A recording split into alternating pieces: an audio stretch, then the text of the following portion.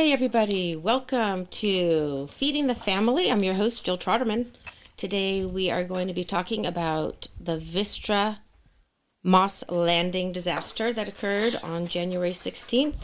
And first, I'd like to introduce my wonderful guests that we have today. First up, we have Brian Roeder. He is a small business owner and manager with an extensive background in the non-for-profit world. A former Chamber of Commerce president, he has senior experience in team motivation and training, in hospitality, branding, facilitation, HR, project management, construction, marketing, agro-tourism, and sales. Brian grew up in Santa Cruz County, studied on the East Coast, and now lives with his family in Prunedale. Our next guest, we have Dr. Madeline Adamczewski, and she is a distinguished faculty member in the chemistry department at San Jose City College. She has dedicated her career to student success, curriculum development, and educational innovation. In addition to teaching students how to conduct chemistry experiments while implementing safe laboratory procedures and techniques, Dr. Adamczewski's other passions include advocacy. Specifically, she is a strong advocate towards ensuring both access to excellent health care and rigorous environmental protections are met. So welcome to you both. We are so excited to have you. Thank you. So this is a big topic. There's a lot of things that we can talk about. So I'm going to start off with you, Brian. This, I do believe, has impacted you and your family personally. So if you wouldn't mind getting us started on what the BES is and how it happened. What are we going to be exploring here today? Well, a BESS is a battery energy storage system. And the biggest one in the world happens to be right here on the Monterey Bay. Well, it was. It's burned up. And that occurred on January 16th, and the fire lasted for about 5 days. And the impacts of what happened are still being determined. This plant was here because, as we all know, Moss Landing's been here since the 50s. It was built next to the slough back when people weren't as environmentally conscious. And it's the center of a huge network of power lines, which anybody who lives down here in North Monterey County knows because we're always driving under them. So when they retired the plant from burning, fossil fuels, it was sitting there, and a company, a predecessor to Vistra, which currently owns the plant, came along and said, well, let's put in some battery storage. And the idea is that during the day, we're generating actually excess energy using our solar and wind sources, but we need that available at night. And so we collect all this energy during the day, and then at night, it has to be available when the sun goes down. So it's pushed into these batteries. And these battery facilities of a whole variety of different sizes are placed all throughout the state. And because this one had all those power lines, it made sense to put a whole bunch of batteries there. At least it seemed like it made sense. So back in 2021, they pulled out the turbines and they replaced them with batteries. And these in particular are lithium batteries, is that correct? They're lithium-ion batteries, yes, okay. Which are really quite unstable, unfortunately. I've been learning a lot because I've been getting inputs from big brain people from around the world, and it's just been a fire hose. Mm-hmm. But among other things, these lithium-ion batteries, which are in so many of the products we use, they're in our phones and other places. Right. These batteries are, if they're damaged, they break down, which they can do over time. They will catch on fire. They will even explode. And as a result, these batteries, which were packed very tightly within the original turbine building, it's extraordinary. There were 100,000 batteries inside that building. Basically, imagine a D battery, a large D battery. Well, there are 100,000 of them packed into racks, and then those are packed into stacks. And all it takes is one of those to catch on fire, and it can burn the whole thing down. All it takes is a D battery inside that rack to catch on fire, and the whole thing can go. It's crazy, this whole situation. I think most people didn't even know that this storage facility existed, and apparently they built this about 5 years ago. And I think people are shocked that this even occurred. And I, in particular, was blown away that people said that this is one of the world's biggest storage facilities. The world's biggest. Like, at the time of the is fire. mind-blowing. I can't even believe that even happened. Yeah. And we had no idea. for folks that live out of the state of California or haven't been, Moss Landing is in a very special place. It's in an estuary.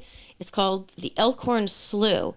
And this is part of the Monterey Bay protected sanctuary that we have. So this is home to incredible habitat, flora, fauna, creatures. It's really a very, very special place. So at some point during our conversation, I'd like to address, how did this even get approved in such a special, pristine area? Well, I can help with that right now. Of course, what the county was told was that this was a change out of equipment.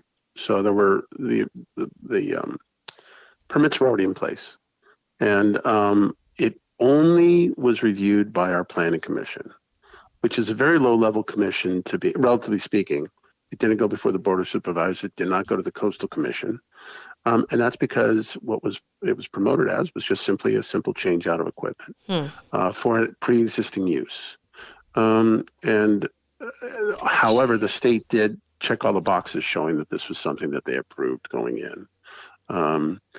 And so it's been operating. Most people like you, Jill, like me, didn't realize what was there. And it seemed like a good idea, a good thing to have there. But we didn't realize the risks that are there. And there is a question as to the degree to which the operator was aware of, and perhaps, we don't know if the risks were disclosed. I can tell you that having seen the initial application, the company that originally got the application submitted, it's changed hands a few times. They indicated that the worst case scenario was a fire in one rack, and there are several racks inside of a container and hundreds of containers within that building, that a single rack could catch on fire, and the worst it would be a day's fire. A lot of people don't know, but this is kind of puts it in perspective. These batteries can burn in space. There's no oxygen, so how does something burn? They make their own oxygen. You can literally send one of these into space and pop it, and it's going to burn. It's really extraordinary. So we just didn't realize what the risks were and what it was that is in our yard. It was the largest industrial facility in the Monterey Bay. We didn't even know it was there. Yeah, and what is the technology? What's the term? Thermal runaway? Is that correct? Yes. So is that so? These batteries just ignite. That's why they don't want them on airplanes, right? So they put them in the cargo area. Yep. Isn't that true? Yep. Mm-hmm. Yep. So now all of these things are packed in this storage facility, and then they explode. And from what I understood is there's no way to put them out. So it's not going to be extinguished by water or lack of oxygen. It just needs to smolder, which is what happened. Standard protocol for a electric car that catches on fire, is to do what you can to limit the fire, put it on a trailer, put it in a hole, and bury it. Oh my goodness. Because the batteries are still active. So what happened here at Moss Landing is there was the initial fire that destroyed upwards of 80,000 of these batteries. We don't have an exact count. Then it damaged the building badly enough that there's a 50-foot high cement wall that's leaning, and they have to stabilize that. So they couldn't touch the pile, which remained active. And if you want, we can talk about what came out of this. I've done a lot of research on this. Yes, we definitely want to know what came out of the fire. But what happened is that pile was there, and these batteries can go out and then catch on fire again. So there was a lot of heat down there generated by this fire, and it was smoldering, it seemed, for quite a while. And a lot of bad stuff was coming out of the initial fire, and then the smoldering. And then they caught fire again, just like these cars, a month later, and burned less intensely for about a day. After that went out, it was still hot, but finally, about a month ago, the pile went cold, and it's not off-gassing anymore, and there isn't heat in it anymore. But nonetheless, it hasn't been touched because that wall is still in danger of toppling. So they haven't been able to remove any of this, and they don't even have a place to take it yet because of the toxicity and having to find the right place to dump it. Right. So these can restart again and again, essentially. They can, until although they're it appears buried at this point as that's unlikely at this point. with this batch. Because apparently, from what I heard and read, that this particular plant had ignited on fire a few different times, and 3 times. Madeline, why don't you jump in and say I'll jump in. Hello, everybody. Please, so come join us. Yes. Madeline's a chemist, so we hope to get some good chemistry lessons out of you. Oh, thanks. So, Brian is right. January 16th was the fire, 2025, but there were 3 incidences before that. And then there was another flare-up in February 18th, 2025. And my understanding is that these batteries, once they get ignited, they could burn 30 days after ignition. So there is a very strong propensity for lithium batteries to overheat, ignite, and cause a fire. And then they will go into that chain reaction called a thermal runaway. The other thing I wanted to point out is the materials that are coming out of these particular batteries, as Brian well knows, are the 4 main elements: lithium, manganese, cobalt, and nickel. And nickel is a known carcinogen, and cobalt and manganese are neurotoxins, and the hydrogen fluoride is very caustic material. And then, interestingly, it doesn't just stay like that, right? It goes into the air, and then it does chemical reactions in the air, goes into the soil, does chemical reactions there, goes and passes over the water, right? Monterey Bay Marine Sanctuary all the way to Santa Cruz, and we all get what is called the acid mist. So the hydrofluoride reacts with the sodium chloride in the water to form this mixture of HCl, hydrochloric acid, and HF, hydrofluoric acid. So when my eyes were burning, and I know my neighbor's eyes were burning, or we smell that terrible smell, that's probably what that was. This is so distressing because my eyes have been burning too, and I've had a sore throat, and Brian can speak again on all of the health impacts. So let me just reiterate what you're saying. So when the fire went off, it not only is just burning, it is pluming out across great vast areas of our environment. It's in our sky. It's now watering down on us through rain, through fog, and then it's contaminating our soils, and then us and all of us creatures. And I know people are experiencing sore throats, burning eyes, nausea, headaches, all kinds of horrible things, burning skin, and all this kind of stuff. Mm-hmm. Brian, do you want to speak on that a little bit? Yeah, gentlemen, thanks for doing your homework on this. It's really helpful. When the fire broke out, we're up in Prunedale, and we could see it from our upper deck. So we decided to leave. We're really lucky we were able to do that.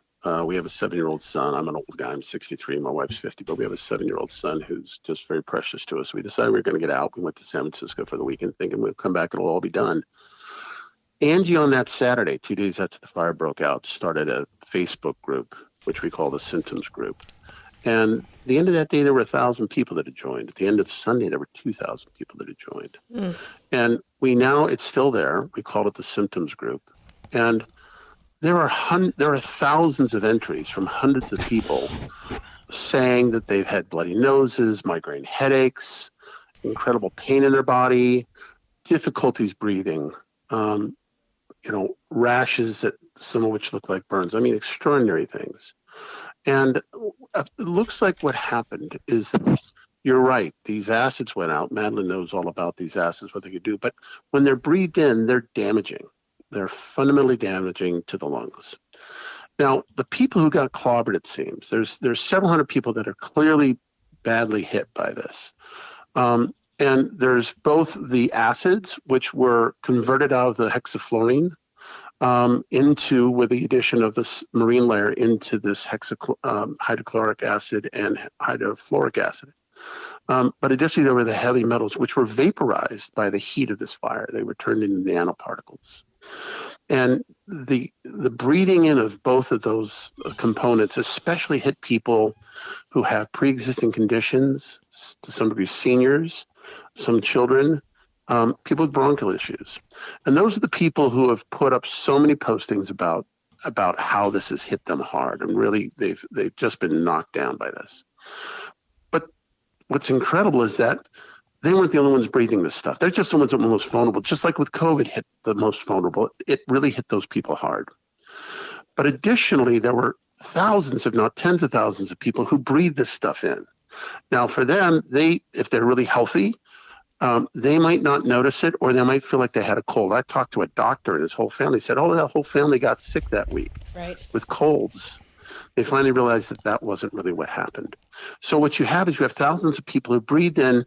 Let's just talk about the nanoparticles of these metals for a minute. Madeline mentioned how they're toxic. They are, but when they're nanoparticles, they can pierce the blood barrier and go into tissue and into organs. And they sit there, and these are things that cause cancer. And the problem we have is that there are thousands of people who, in all likelihood, inhale this in fairly significant quantities. It's not like it's everywhere. It's not like it's like everybody there. There are all these factors of wind and gradients and how high you are. There are all kinds of unknowns that affect who got how much. But it was there. And people don't know that they breathe this stuff in. And there's likely, I don't know this, but there's likely to be medical consequences down the road for a lot of people. Madeline, what do you have to chime in on that? Yeah. With the toxicity, okay. I know you probably can speak for hours on that. Right. Well, first of all, what has been discussed so far, like these throat irritations, severe coughing, breathing difficulties, and so on, we're talking about acute. So acute effects are the effects that occur right away. And right away could be even now, right? But the long term, the chronic, right, those are the ones we really don't know about. And that would lead to tumors, that are malignant, which we get cancers and these pulmonary diseases regarding lungs. So that we don't know yet. So that's why we are the involuntary human test subjects. We really are, because the toxicology, the proper research and development that should have been done, that should be still being done, is not there. And that's why we have so many questions. And that's why we want to put a moratorium or maybe a restraining order or just hold back on this technology until we know more about it. In the meantime, this technology appears to be becoming obsolete. Because if you look into Europe, a lot of the lithium batteries are now being replaced with sodium, which is much safer. Much safer. Right. And we don't have to just deal with batteries. I mean, we could use hydroelectric. We could use wind. There's other ways to mitigate thermal salts. There you go. There's other ways to mitigate carbon emissions. So there's a lot of other technology available. But before we get into the other technology, which I'm sure you're could teach us on, tell us about the precautionary principle and why wasn't that implemented? That is a very, very good question. So why that wasn't implemented, I have no idea. Brian, do you have an idea why the precautionary principle wasn't? I'm not gonna speculate. People know that we live in a profit-motivated world, that private corporations have answered to their shareholders. This is some really dangerous technology that can be overutilized. I'm not saying that happened. I'm simply saying that there is a scenario in which it becomes possible for other priorities to dominate the priority of safety. And while I'm not saying that occurred at all, I'm just saying that in the world we live in, there are other possibilities besides guaranteeing that people are going to be safe from technology that really hasn't been completely controlled. And not only that they haven't controlled it, but there wasn't any mechanisms for when the fire ignited how to put it out. The fire department... Well, there were assurances that the fire could be put out. So that's in the documents that this can be controlled. And clearly that was not the case. Madeline? Yeah. Well, I have to agree with that. If you just look at what happens on the road when you see a Tesla car, ignited, what happens? The fire department comes. They supervise, make sure that the fire doesn't catch, go further, maybe, create a CRZU fire or something like that, and just wait till it, smolders, and then call the tow truck, and then the tow truck has to hope that it doesn't ignite on the way to the yard to get rid of the car, and then the yard has to worry in 30 days, is this battery going to get reignited again? Right. Yeah. So that is the standard operating procedure. And so is it acceptable? That's, I guess, another question, right?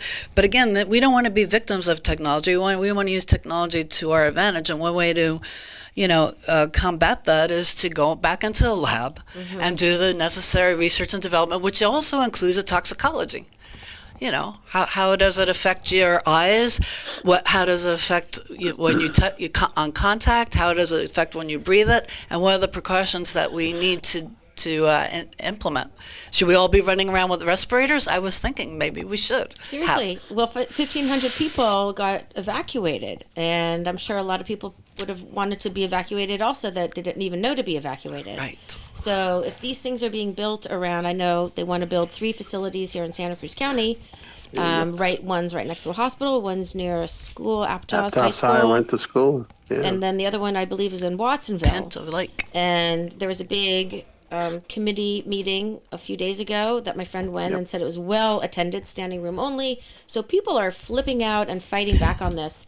And in the news, the Moss Landing really caught the attention of not only the nation but the world. So people are now stepping up. I know, let's see, Long Island. Yes. They're gonna. That's where I was born, Staten Island. Yeah. Staten Island. Even Staten Island. I was born in Staten Island. They're also having issues. Yes. Right. So Staten Island. Jill, something is extraordinary is that it's ironic, but I think in some ways there's more awareness around the world of this than there is in our own community. And there's some reasons for that, I think, but it's really extraordinary. I mean, we're hearing from these people in these other places. I've spoken to people from Australia, UK, Ireland, Canada, who are in their own battles, not to mention right over the hill in Los Banos, Arizona, and these fires are breaking out. Something I wanted to make a point of is that, the state authorities, elected officials, John Laird on up to the governor, are saying that, well, we have new tech here, that we're not going to be doing this again with this tech, and it'll be in smaller containers. But the new tech's dangerous too. The new tech is a different chemistry, and they do catch on fire. And even though they're much more stable, they still can catch on fire. And if they do, they're more toxic. What comes out of them is more toxic. So Aptos High. I went to Aptos High. My parents each live about a mile each way from Aptos. So if they put those in and for whatever reason it catches on fire, even though it's in a container, it's really going to mess up that neighborhood. And those people are going to be in real trouble. So, when John Laird has spoken, he's done this a few times, he says, 75% of the installations are now the new tech, and they're in these smaller containers. And that's where we're headed. And he advocates for that. But what about the other 25% that exists already throughout the state? That is the old approach that we just saw fail. Right. I keep asking the question, so, okay, great. It's good that we're at 75 and it's more stable. That doesn't mean it's going to actually be fantastic, but at least it's better than what we had at Moss Landing. What about the other 25%? Are those ticking time bombs? What's going to happen with that? Is anybody saying we have to decommission those or change them out or upgrade them? I haven't heard anything about that, and it causes me real concern. It couldn't be more concerning. And in Europe, what are their leaders pushing for? They're supporting their populace? Not necessarily. Not necessarily. I've been speaking to folks in Ireland. They've got a plant that went in. They're trying to, it's really close. I mean, the same battle's being fought. There's a gentleman in Australia. They're looking to put in containers next to a national game reserve and forest. And it's going in, ironically, on a local politician's property, which I'm told is not uncommon. And so, Los Banos was just approved over local opposition, and it did not follow the proper channels. It was ran through. So they're going to have a BESS outside the town of Los Banos. There's big money in this, and there are big corporate interests that, no question, are looking for ways to get these things implemented. The profits are extraordinary. It's really important, I think, also for people to recognize this. What's happening During the day, we're generating too much energy. And what happens is that these companies buy it for cheap. And then at night, they sell it for expensive, for high cost, much higher cost to the public. So we're the ones paying for this. And they're making the profit off of simply transactions, Right. right? Yes. They buy it cheap, they store it, they sell it expensive at night when we need it. Right. And And are they there for increasingly, the... I'm sorry. Oh, go go ahead. ahead. No, go ahead. Increasingly, this energy isn't necessarily going to the public. It's going to these data centers and it's going to these mining operations. So yes, we're increasing our capacity, but not all of it is being increased because of what our demands are. They're being increased for corporate interests, and we're the ones by and large paying for it. It's really extraordinary. Right. We're paying for it not only in the forefront, but we're also now having to probably pay for the cleanup. Well, and yes. that's a whole nother topic of And the lawsuits that are and going the to be coming, and probably winning on some level. And so, that'll help the people that have been impacted, but it'll also be transferred along to all of us. All right. Well, we have a lot more to talk about, folks. So everyone hang on tight. I am Jill Troderman, host of Feeding the Family. I'm here with Dr. Adamaski and Brian Roeder. We will be right back after a short commercial break. Some like it hot.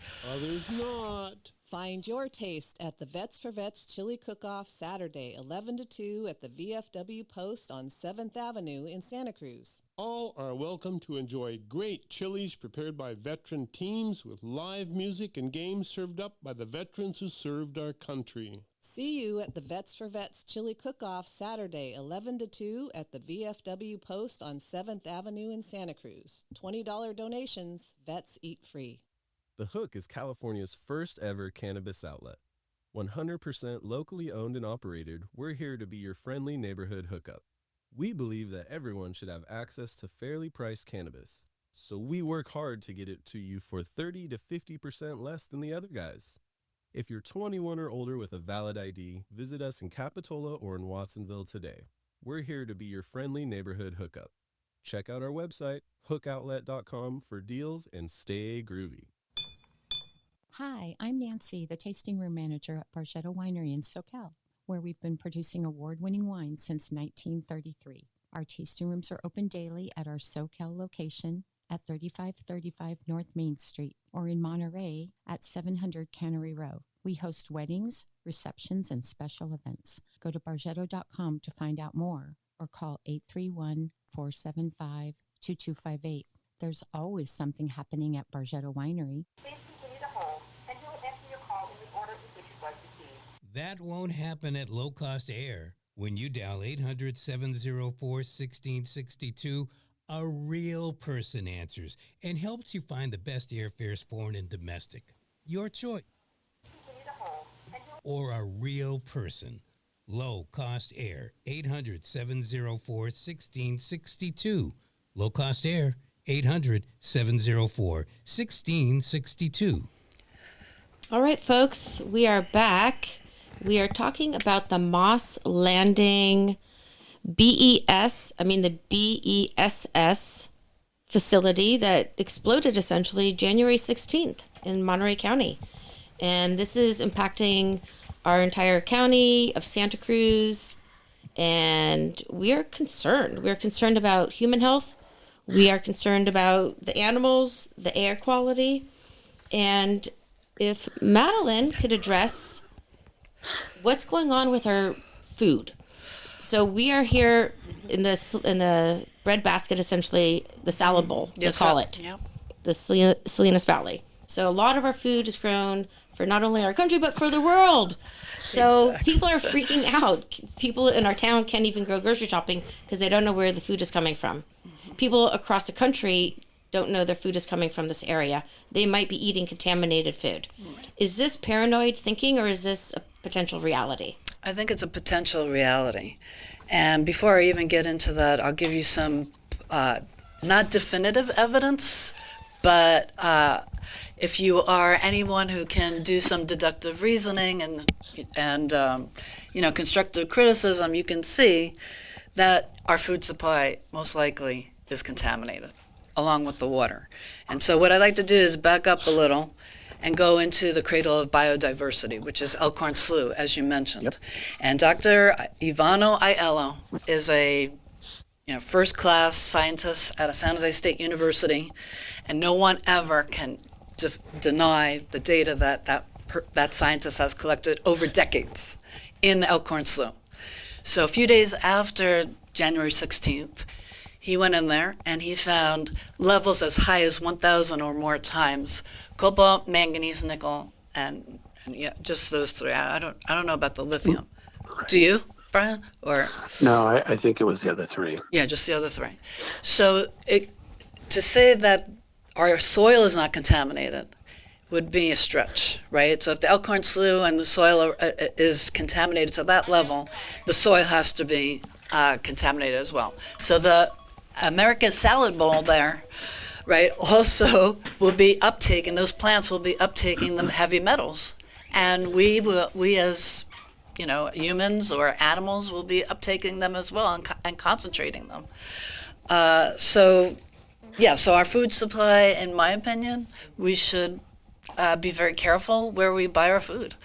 And until the United States Department of Agriculture and the Food and Drug Administration and these other federal agencies come and do the testing, we don't know definitively, but I would say that look at Dr. Aiello's data and make your own decision based on the fact that what he found. Yeah, Jill, I want to add something to what Madeline's saying, if I can, about please. Dr. Aiello. Absolutely. About a week in after the fire, I looked around and I didn't see anybody asking the question of what came out of the plant. So I worked with Michael Pocabla of Biomax Environmental out of Pebble Beach, and an extraordinary woman named Sharon, who kind of wants to keep her last name just quiet because she likes her privacy. And we put together some testing that went into the hands of the community, and it was all done under proper chain of custody. And we collected 124 samples that ranged from Davenport to Carmel, all the way up to Fremont. One guy took a sample up in Fremont and over to Hollister. 124 samples, and we sent those all for testing. In the time between when we did that and sent them off, and we got the results back, Dr. Aiello's results came out. They made pretty big news, as you might recall. We got our samples back from ALS Labs in Salt Lake City, a very reputable lab, and they were done properly. And 2 nights after we released those results far and wide to the health departments, to the media, to citizens through our website and through our Facebook pages, I got a call from Dr. Aiello. And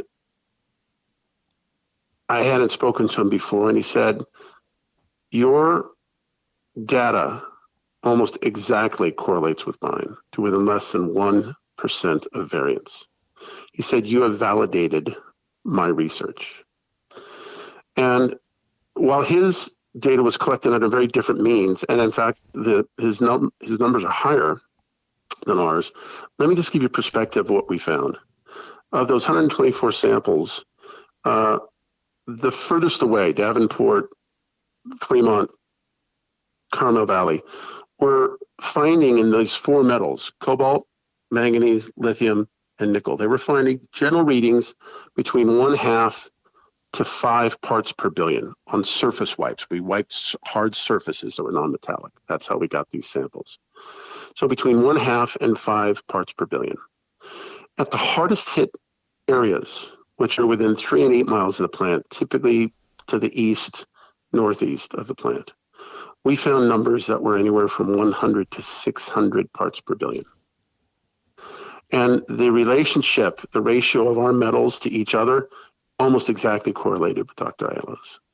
So it's there, right? And the fact that there hasn't been any other testing in the areas that we as citizens tested, we as citizens paid for, we as citizens correlated and got out the door to people, doesn't mean it's not there.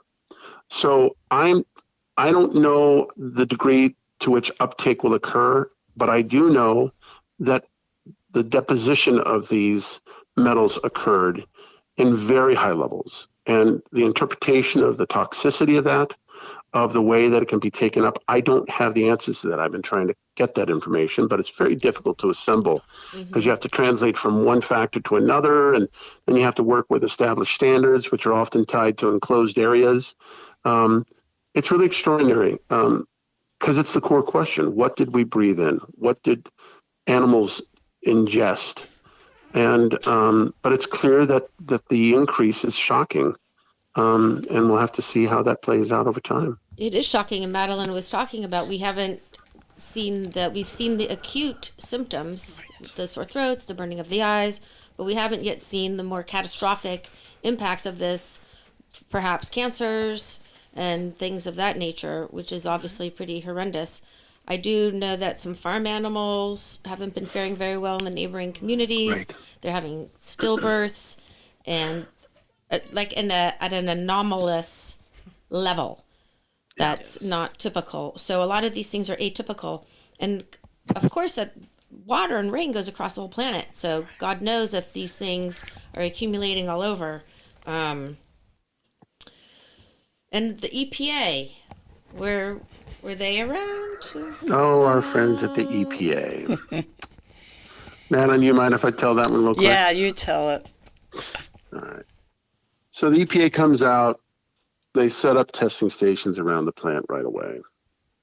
And on Monday after the fire broke, they got up and they said, we have not detected anything. Well, we know that they detected something because we got their graph, and the graph shows a spike. But that's not really the problem. The problem is that these ground detectors are trying to detect for something that's lighter than air. So it's going up. It's not coming down and blanketing these testers. It's going up into the air. And they don't have any drones. They exist. They can measure what's going up in the air. And it goes that it hits the marine layer, and that's where it turns into those acids, which they're not testing for. So what do? They come out on that Monday and they say, we haven't detected anything. The hexafluorine, which is incredibly toxic, Madeline can tell you about it, but it's like drops will kill you. They're testing for that.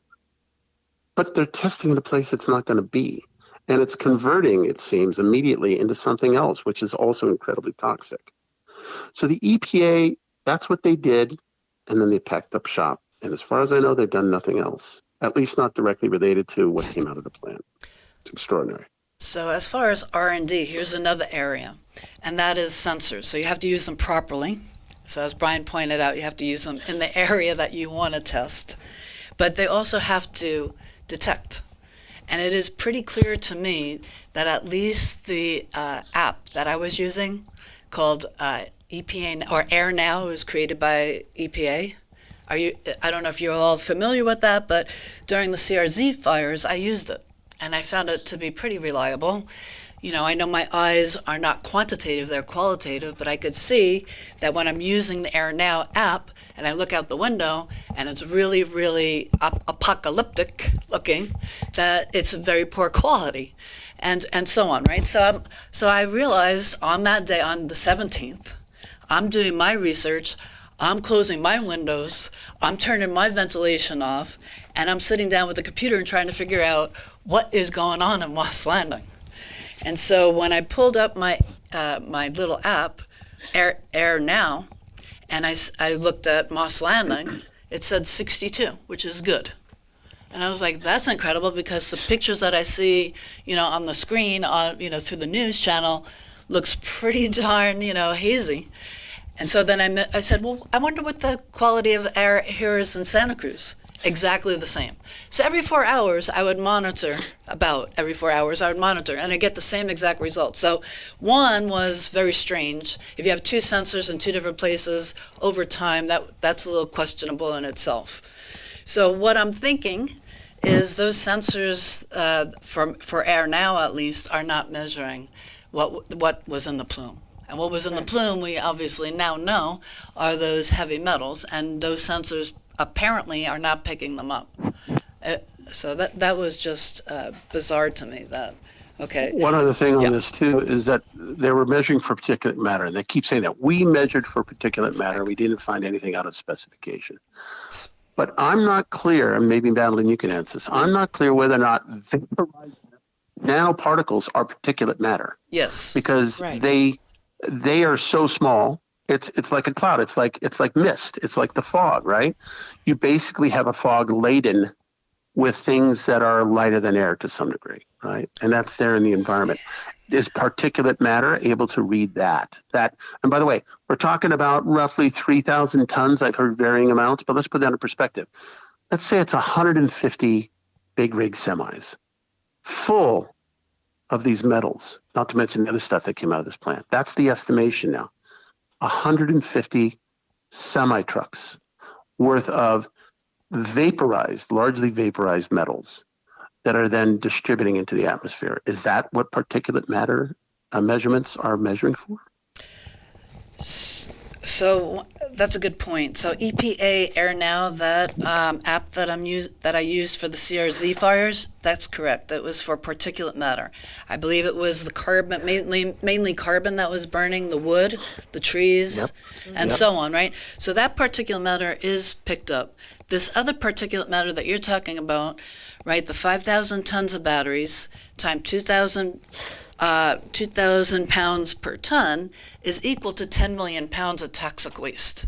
So that's what I calculated, but I saw another was 2 million. So let's just say it's 2 million to 10 million pounds. It went somewhere, right? We have a law of conservation of matter.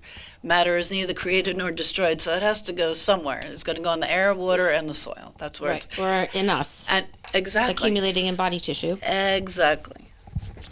So. That's bad. Yeah, So I guess we're just that's going to what have to we got end it hit there, by. folks. It's pretty bad. No, we're not done with this topic. This sounds horrible.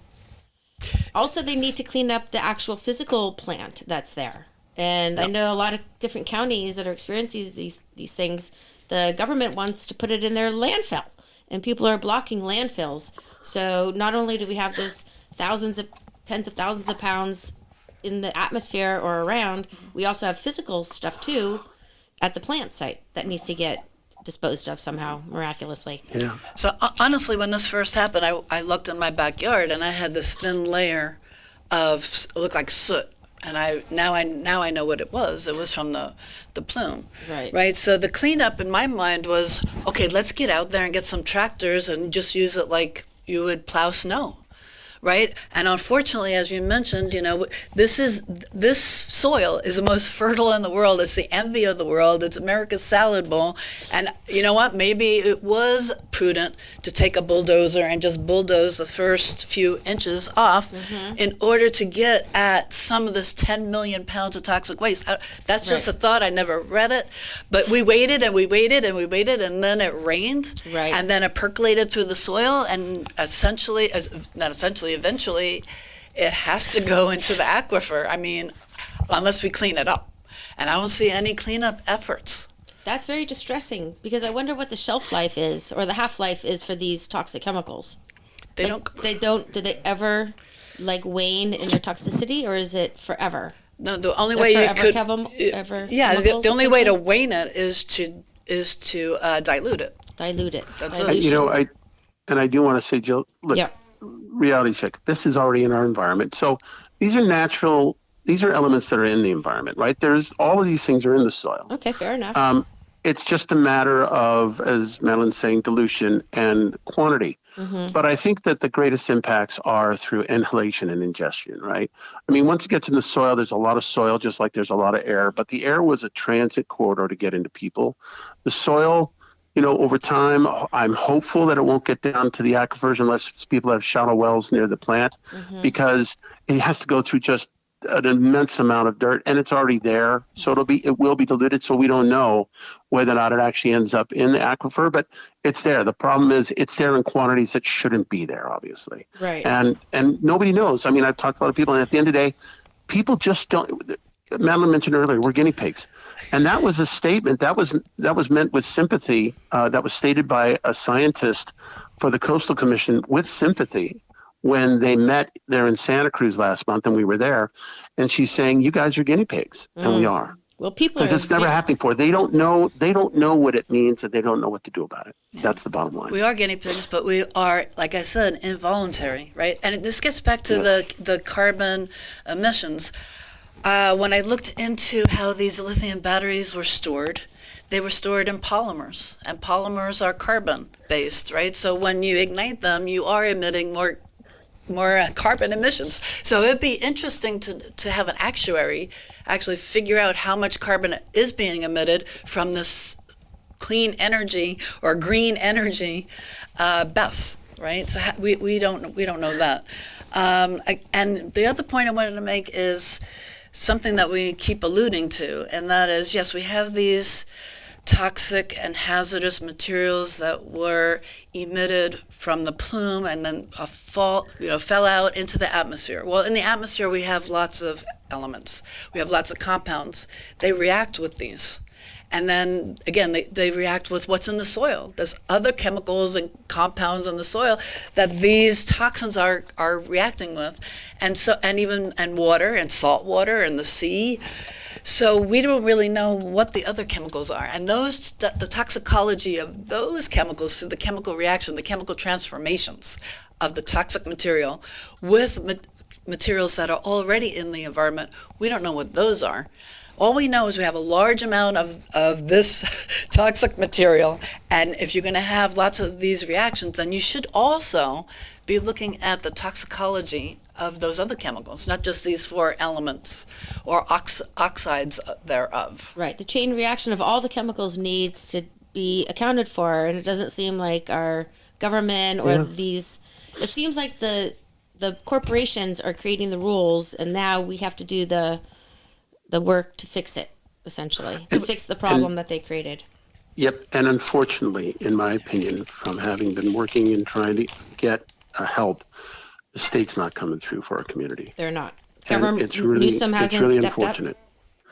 No, not at all. The commitment to this energy storage approach has meant that our elected officials, by and large, at the state level and beyond, have just not engaged in this.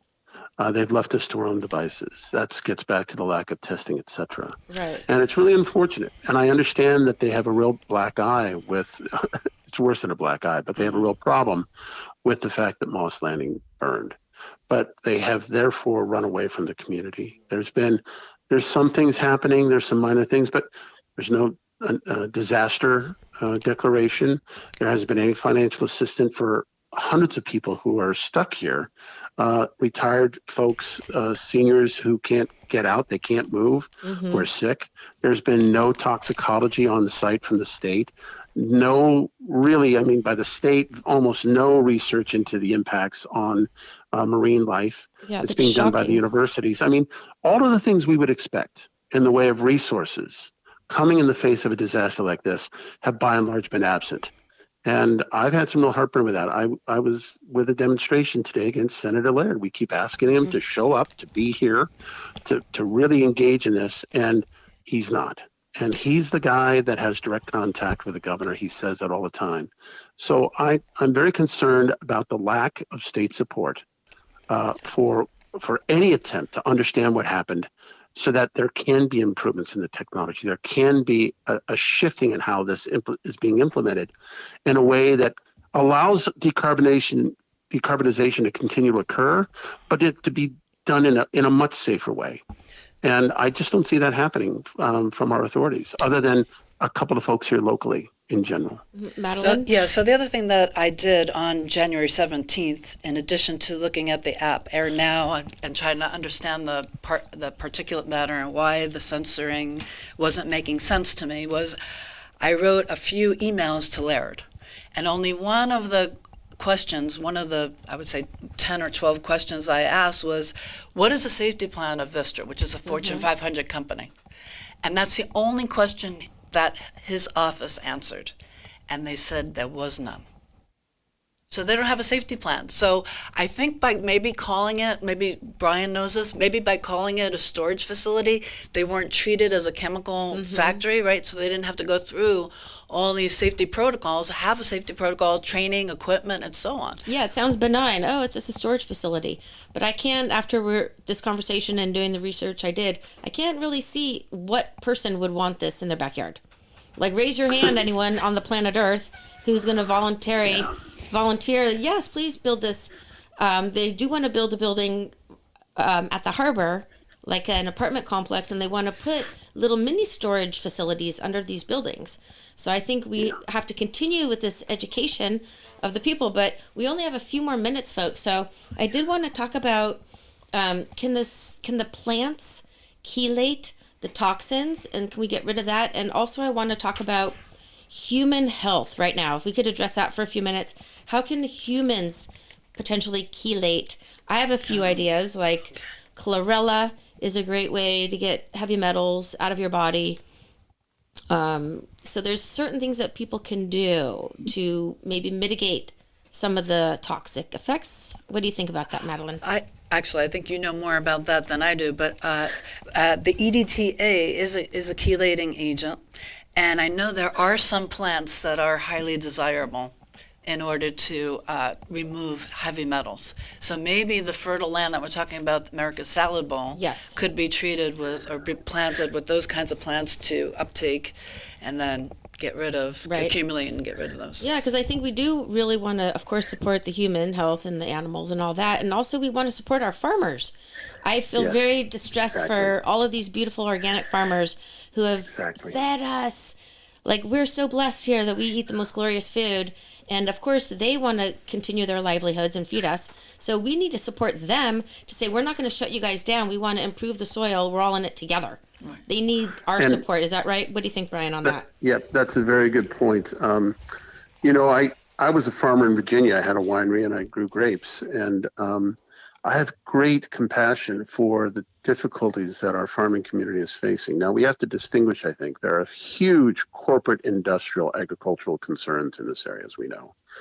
Doesn't make them bad. It just means that they're fundamentally different than the mom and pops. Mm-hmm. And so you really have to differentiate. You just can't say all these guys are doing this, or all these guys are doing this. I know for a fact that especially the organic folks are working really hard to try and understand what they've done. And even some of the big guys. I mean, I'm down here, Prunedale. We're in an Airbnb down in Carmel for the last 3 months. You know, you pass these fields, and a lot of them are fallow. And I didn't pay that much attention before, but I don't recall these fields going fallow very often. And there's a lot of them that are. And to me, that means that these farmers are at least trying to give some time away from this, you know, for nature to do its magic and to not just plant right away. And that's an incredibly expensive thing for them. Farmers live on a very narrow margin. So when it's all said and done, they've been damaged too.